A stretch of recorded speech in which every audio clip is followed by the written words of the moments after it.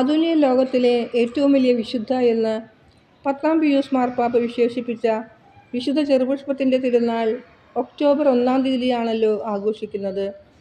ആ ദിനത്തിനായി ചെറുപുഷ്പ മക്കളായ നാം പ്രാർത്ഥനാപൂർവം ഒരുങ്ങുകയാണ്.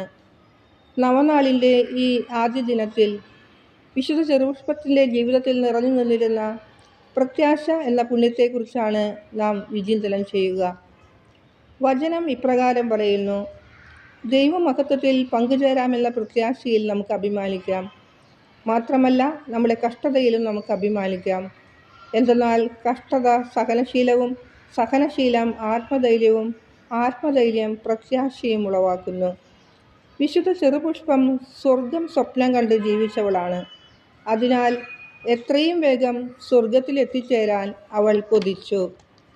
അപ്പച്ചൻ്റെ കരം പിടിച്ചുള്ള സായാഹ്ന സവാരികളിൽ പ്രകൃതിയിൽ നിറഞ്ഞു നിൽക്കുന്ന ദൈവിക സാന്നിധ്യം അവൾ തിരിച്ചറിഞ്ഞു.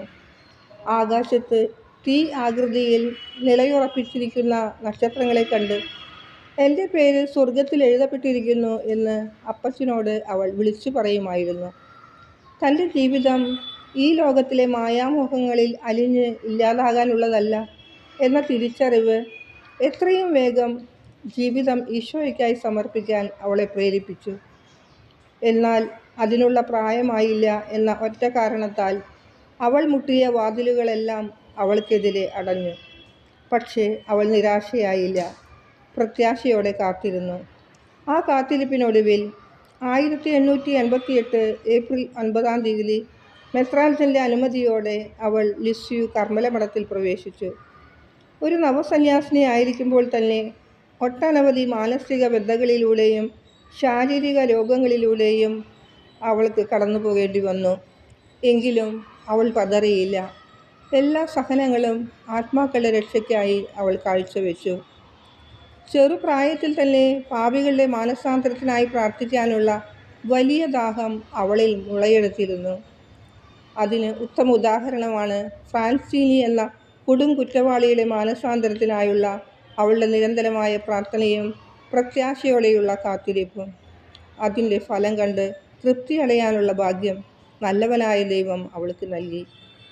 ജീവിതത്തിൽ അനുഭവപ്പെട്ട വേദനകളുടെയും സഹനങ്ങളുടെയും മൂല്യം അല്പം പോലും നഷ്ടപ്പെടുത്താതെ ആത്മാക്കളുടെ രക്ഷയ്ക്കും പാപികളുടെ മാനസാന്തരത്തിനുമായി കാഴ്ചവെച്ച് ദൈവത്തിൽ പ്രത്യാശയർപ്പിച്ച് ജീവിച്ച വിശുദ്ധ ചെറുപുഷ്പം ഇന്ന് സ്വർഗത്തിലിരുന്നു കൊണ്ട് അനുഗ്രഹങ്ങളാകുന്ന റോസാപുഷ്പങ്ങൾ വർഷിച്ച് നമ്മെ സമ്പന്നരാക്കുന്നു.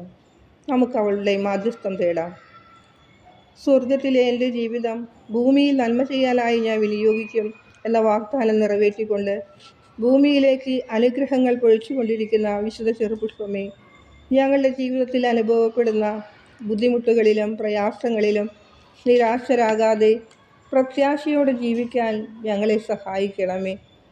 ഈ സുദിനത്തിൽ ഈ വിദ്യാലയത്തെയും ഇവിടെ പഠിച്ചുകൊണ്ടിരിക്കുന്ന എല്ലാ കുട്ടികളെയും അവരുടെ മാതാപിതാക്കളെയും കുടുംബാംഗങ്ങളെയും വിശുദ്ധ ചെറുപുഷ്പത്തിൻ്റെ മാധ്യസ്ഥത്തിനായി സമർപ്പിക്കുന്നു.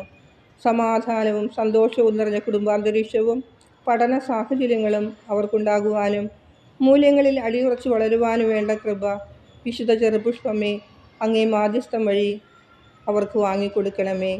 ആമേൻ.